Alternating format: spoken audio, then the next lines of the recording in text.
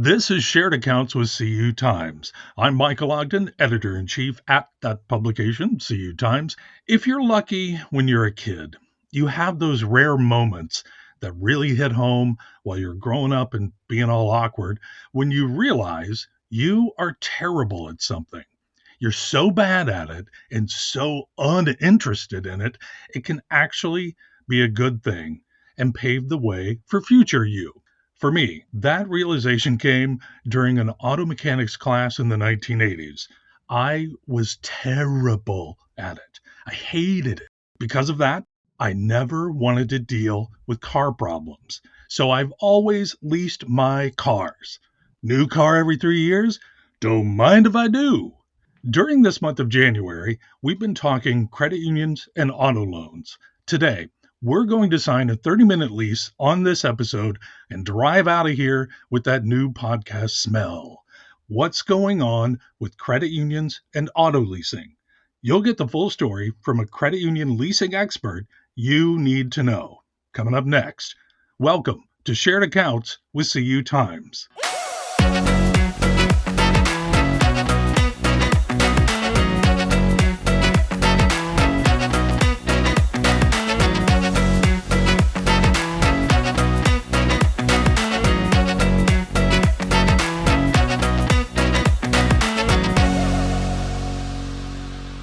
Joining me today in the virtual studio is Mark Chandler, Vice President of Business Development at Credit Union Leasing of America.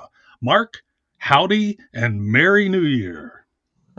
Howdy back at you, and Happy New Year to you as well. Thank you. A pleasure to be here. Great. So glad to have you. To get started, in just a few words, or let's call it in a short-term lease way of speaking, how would you characterize the auto leasing space for credit unions right now? The answer to that is it's never been better. Right now is the best time for leasing. Affordability is the overarching concern for the general public, for organizations. And we'll dive deeper into this in this conversation, but there's never been a better time to look at leasing as a product offering, especially for credit unions that have as one of their core products, auto lending. If you're doing auto lending, you should be doing auto leasing. Wonderful answer. Let's pause there for a moment. I want to tell everyone that this episode of Shared Accounts with CU Times is sponsored by Cox Automotive. Cox Automotive is the world's largest automotive services and technology provider, connecting 22,000 dealers with more than 1,600 lenders and 220 aftermarket providers, fueled by the largest breadth of first-party data fed by 2.3 billion online interactions a year. Cox Automotive tailors leading solutions for car shoppers, automakers, dealers, retailers, fleet owners, and lenders. The company has 25,000 employees on 5 continents and a family of trusted and connected brands that includes AutoTrader, DealerTrack, Kelley Blue Book, Manheim, Next Gear Capital, and V Auto. To learn more, visit coxautoinc.com. That is coxautoinc.com, or connect over on X/Twitter at Cox Automotive, or catch them on Facebook and, of course, on LinkedIn. Okay, credit unions and auto leasing. Let's jump in.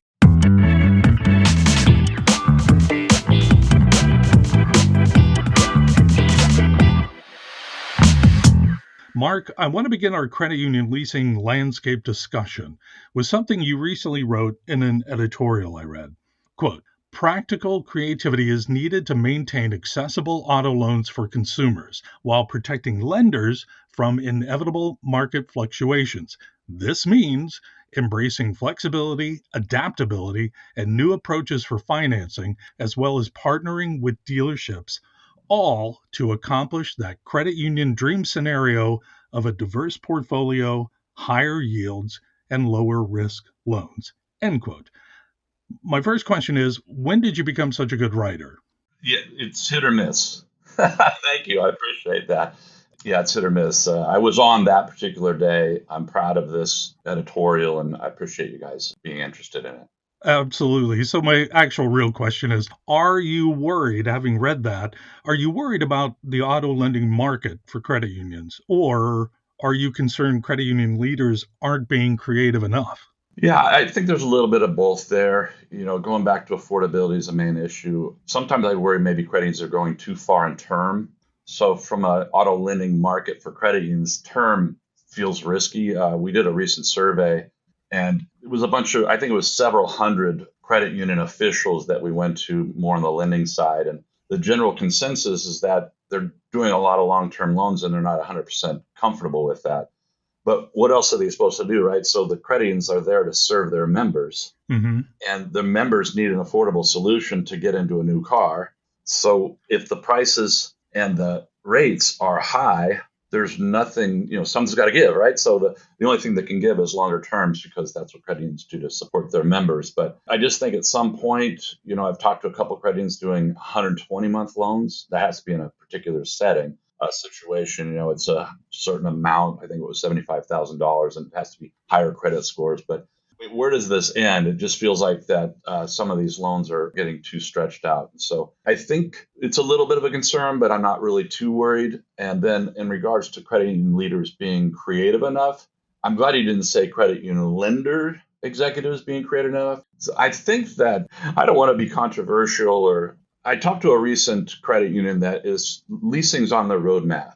And they said, first, we're going to launch this, this, this, and this, and then we're going to launch leasing. And when I think about products that make an impact, I don't know anything that's much more impactful than leasing. Again, I'm being a little self serving here, but when you talk about affordability as being the most meaningful thing right now, sometimes I think credit unions tend to migrate sort of the hot new product or the new fintech. And I'm not saying that they shouldn't, because they're all very relevant. But when you think about the core products of a credit union, and I think auto lending and mortgages and credit cards and savings and checking, I mean, those are their core products, right? Sure. I would put auto lending top five, let's say that. I think sometimes when they're looking at these new ideas that are out there, and I'm friends and support the majority of these. Don't get me wrong, I'm not trying to discount them. I think they're important to have, but I do still think that the credit unions that are doing that should keep their eye on the core products. And if you think of auto loans as a core product, you really should take a closer look at leasing as part of that core product because it's truly the most affordable solution. I mean, you're a leasing candidate, you're someone a lessee, right? You understand the value of it. I sure do. And it's interesting because a lot of the conversations I have with credit unions, one of the questions I always ask is, what's your average term? And in other words, how long are the loans that are going out on the street, right? It's in the 78 to 84 month range. I mean, there's a lot of credit unions doing 96 months. So my next question is, how long are they staying on the books? And generally, it's 28 to 30 months, sometimes as low as 22, sometimes 31, 32, but it's in that 28 to 30 months. So their members aren't doing these 84-month loans because they can't wait to pay that car and own it. They're doing it because it's the most affordable option, right? So in some ways, leasing's already happening when you think about that. So I think that sometimes credit unions to get too focused on the new things and sometimes take their eye off. And listen, this is not across the board. This is just an overall thought process that I'm having. Again, not trying to be controversial. Yeah, of course. When you think about leasing, pre-pandemic, it was 32% of the market nationally. In some markets like New York, New Jersey, well above 50%, Michigan, above 60%. During the pandemic, it got down to 17% because the captives decided leasing wasn't a good idea. They made a huge mistake with that because they lost brand loyalty because the people that lease cars lease again and again and again. I'll use Volkswagen as an example. When they took away leasing as an option, those loyalists to Volkswagen went to another product that offered leasing at that time. And so they lost brand loyalty, and now it's back full force, and it's back up to 27%. And I think it's going to be, in fact, I was at the Auto Finance Summit about 45 days ago. I think the general consensus leasing gets back into the 40, will get up to 40% as soon as the end of 2025, which is staggering. So let's go on to the next thing. Do you feel like there is an auto lending bubble that could burst soon, or has it already burst? What are we in right now? Yeah, it's a really weird time. All the other lenders stayed pretty flat during the pandemic. I think we're coming into a new normal, but if I reflect on the last 2 years or so, it's been an exact flip flop that when credit unions went to like 25% of new car loans, the captives came down this equal amount. So the loss that captives had went right to credit unions. And I think that's reversed now. So the captives, I don't know if you ever watch regular TV or not, but I still have an antenna on my TV at home and I'll watch the news in the morning. And all the ads are about specials, 0% financing, 2.9, all that type of stuff. So I don't think there's a bubble to burst.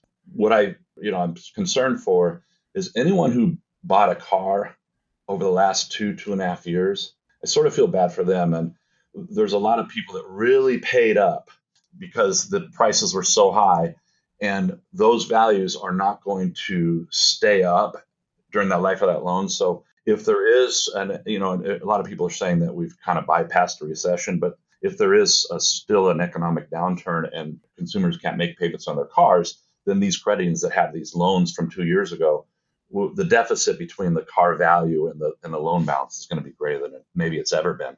Yeah, good point. So you've had, if I'm not mistaken, looking at your resume, you've had more than 30 years of experience in this space. Mhm. You've hit on it a little bit here, but I want to dive in a bit more of what you think credit union executives should be worried about or keeping their eyes on. Keep looking for unique, affordable solutions. Credit unions really need to continue to get their arms around their local communities. I think they're really good at that. Bring the dealership network into that same community.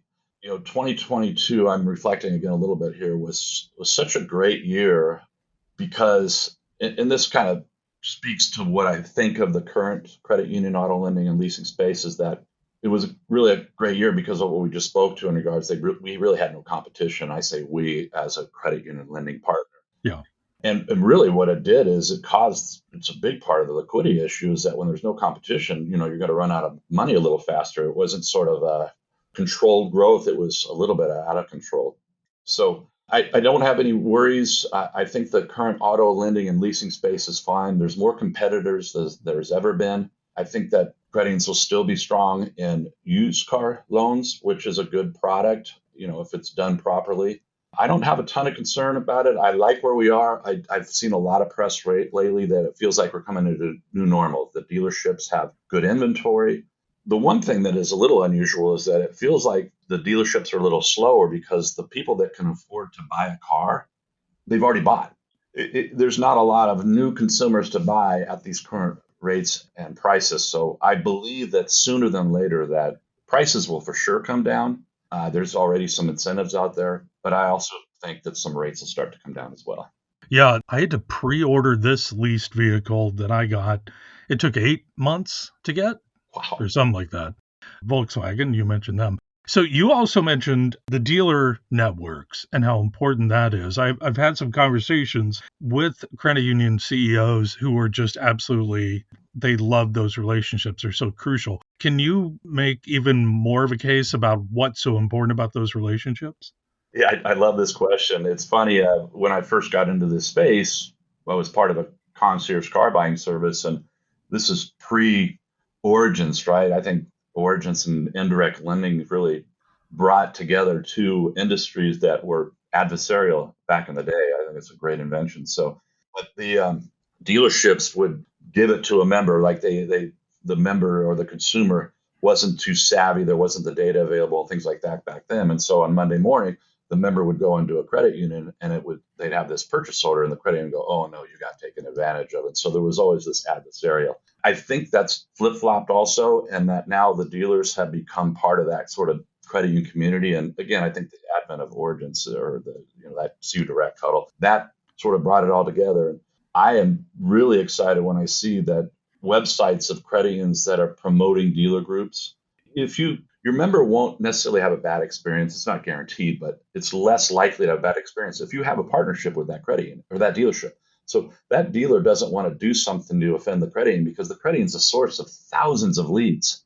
So if you stand tall and treat that member right, there's more members that will follow. So, and then at the same time, if the credit union has offerings not just to help out with auto loans, but maybe auto leases, but also help those employees of those dealerships financially, it's the ultimate win-win-win. It helps the dealership in regards to the HR benefits that their employees get. It helps the credit unions get more loans and helps the members have a better sort of experience when they buy a car at a dealership. So going back to this editorial you wrote that I read from at the top, you titled the column "Something's Gotta Give." So keeping in theme with the 2003 movie starring Diane Keaton, Jack Nicholson, and Keanu Reeves, what character would be cast as new auto loans, used auto loans, and who would be a credit union leasing product? I love this question. And there's nothing like a good romantic comedy. I think Something's Got to Give is one It's a of my good all. movie. It's a good movie. You know, I'm one of those folks that when you're flipping through the channels and there's certain movies like Shawshank Redemption or any Clint Eastwood movie or something like that, I'll stop and watch it even if there's only 10 minutes left. And this is one of those. It's probably one of my top 20 movies. But I would say Jack Nicholson is the used car loan guy. And this is, again, not to be controversial. This is the core product that credit unions offer. It's used car. That's the most that they do of in the auto loan space. So Well, can I also make a point? Jack Nicholson has so many miles on him. That guy. Okay, so anyway, moving on. I didn't even think about that. I consider myself a high miler as well. But anyway, yeah, Jack Nicholson, yeah, he's the used auto loan. I'm going to throw Amanda Peet in there. She's the fintechs. He's the young girl that he initially is dating, the daughter of Ann Keaton, right? So she's kind of the shiny object, the new offering. She's the fintech. I think Keanu Reeves is the new auto loans. It's kind of a little more polished, maybe, and has this, it kind of understands the value of all the auto products and really sees how important leasing is. Diane Keaton, she's the leasing product. So Keanu Reeves, he sees her as the leasing product. He understands how valuable she is. And then ultimately, as if you've seen the movie, obviously you have, Jack Nicholson sees the value of the leasing as well. And so Right. He also has like 3 heart attacks. one more, there's a point where Jack Nicholson tells Diane Keaton that she has the winning combo. Yeah, I really like that scene. So I think I can reflect on that in regards to how this analogy works. Great. We're going to move on from movie talk here. And I want to ask you about very specifically, do you think credit union members are being priced out of the auto lending market right now? Well, you've kind of hit on some of that. Yes, the answer is yes and no. I think it was worse even 6 months ago. I see it starting to soften. So I think things are coming back to reality. But I do believe, yes, those that, like I mentioned, those that can afford the higher prices at the higher rates, and some of it was by necessity, like they had to buy a car, they've already made the transaction. So I feel like this is just intuitional, by the way. The supply of buyers is less as liquidity affects us all. I mean, it really does. It really comes down to the payment. How much can they afford? All right. What do you think credit union members shopping around, those who can afford it, what do they need from credit unions right now, be it new, used, leasing? What do you think? Most credit unions that I know have some sort of relationship, if not with local dealerships. You know, the data is out there. There's so much data. So hopefully the credit unions are informing their members to educate themselves on what's out there, price shopping. It's never been easier to get a good deal than it is right now. So, and you don't have to buy what they have. You can literally buy what you want and order cars. I mean, it just, everything's got a lot more simple. But I would encourage everybody. I mean, I tell my friends and family, go to your credit and see what they have to offer first. Make that your first spot. Maybe see how much you can qualify on an auto loan. And oftentimes they would have the ability to assist you in the whole process from the idea of buying a car to ultimately making payments to the credit union. Where do you think credit unions sit today in the competitive side of things for auto loans and in the leasing market? Yeah, on the auto loan side, I think they're in the new normal. I think they're right where they need to be when it comes to liquidity. I think credit unions are better than ever in regards to being able to toggle the rates and the terms and all the different criteria for loans to get the volume that they want. It's been a lot of fire hose to trickle, and now I think they're really figuring out, okay, I need to do 5 million this month, and they can get 5 million, where before it was kind of 10 million or 1 million, right? So really figure that out. When it comes to leasing, I think there's only probably 50 credit unions that out of the 4,800, whatever there is, that are really understanding the value of leasing. And from my standpoint, that's too low. There are some markets that have zero leasing options from credit unions. And specifically, there's a weakness in California, which where I'm from, embarrassingly so, that the credit unions here haven't embraced leasing yet. Also, Texas, Florida, We have very little coverage there from a leasing standpoint. And other markets like Michigan, Pennsylvania, Ohio, Indiana, Massachusetts, those markets, a lot of the bigger indirect lending credit unions are already embracing leasing because it's a big part of that market. And so I think there's a lot of room for growth. That's why I'm here, is to get more credit unions to sign on the leasing product. It does check all those boxes, as we said at the very beginning here. So, what do you see as possible for credit unions to advance in the leasing market in 2024? Yeah, you just have to link up with the right partner, understand how they protect you, the credit union, from residual value risk, understand how the yield upside is. I mentioned that 84 months loans stay on the books for 30-ish months. Leases are half the term and stay on the books a full 10 months longer.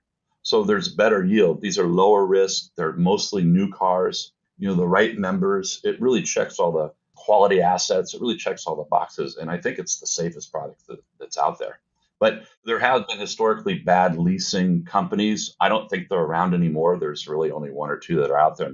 We're by far the best. What do you think could hurt credit unions advancing in 2024 with leasing or even with auto loans? Yeah, I don't know what that means really to hurt them. I think we're in a good spot. I think we're coming into a new normal and nothing will hurt them if they, it's funny, we have a lot of our partners that literally paused loans. And so I believe that interest income is a large part of credit unions' business model. And if you pause too hard as the current loans come off the books and you don't have sort of a pipeline of new loans, what does that do to your portfolio 2-3 years from now? And I think we have to be careful of pausing too harshly. And I believe that that's starting to change in the positive, where it's not happening that way. But not that credit is probably worried about this, but I believe asset sizes are going to drop because of doing less lending, kind of common stuff. But I feel good about where the industry is overall. Well, good. And I think I did a poor job of asking that question. I think I was leaning a bit more to like the economic side. I guess that's the one thing that could really plunge us if we do actually go into a recession. Doesn't look like it. Rates are going to be coming down. The Feds have signaled, that we're coming up on their next meeting soon. The new job numbers that just came out. So things are actually doing pretty well. But I just feel like the only thing that could hurt would be kind of black swan events. Yeah, I agree. Okay, let's move on to these final questions. These are about you. So be honest. How many times have you watched Something's Gotta Give? I'll say between 5 and 10 times. That's how much I like that movie. That's probably how many times I've seen it. Okay, when you were a kid, what did you want to be when you grew up?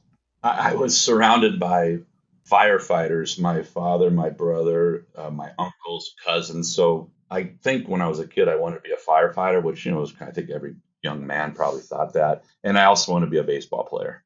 So between those two, that was kind of my dream, one of those. So who was your baseball player? Who'd you follow? Not necessarily back then, but my favorite all-time baseball player is Dave Winfield. Drafted in 4 sports, just a solid citizen. I had the chance to meet him a couple of times. Oh, nice. Back then the big stars were, like Nolan Ryan, things like that. But Dave Winfield is always my all-time favorite.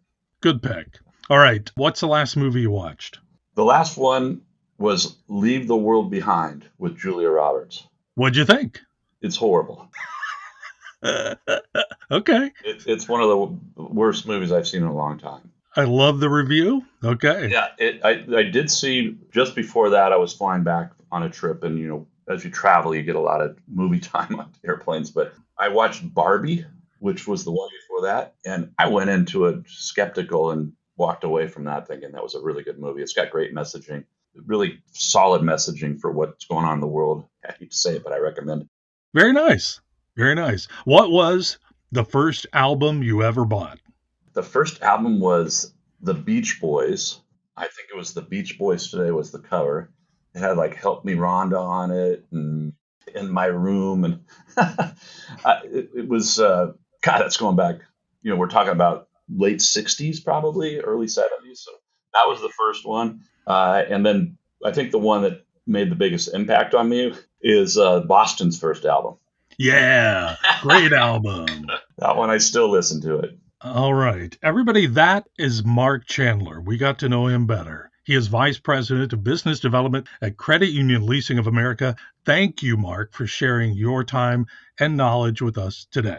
Michael, it's a genuine pleasure. I'm a huge fan of, I think being on a podcast for the CU Times and with you is kind of the holy grail. It's really a big deal for me. I'm truly appreciative of you giving me this opportunity. It's a big deal. Thank you. Well, if you only saw what I was wearing, you would say I'm a slob. We have to hang out. We have to hang out. So sooner than later. Thank you very much, Mark. Everybody, this episode has been sponsored by Cox Automotive. Check them out online or on their socials. Please subscribe to Shared Accounts with CU Times anywhere you get or listen to your podcasts. Apple, Google, Amazon, you know how it works. And if you want to rate us, we'd love your feedback. For those of you with questions or comments for me, feel free to email me over at mogden@cutimes.com. Thank you so much to our producer, Jeff Metz. Join us again next week for our final auto lending episode of the month. Until then, thanks for listening.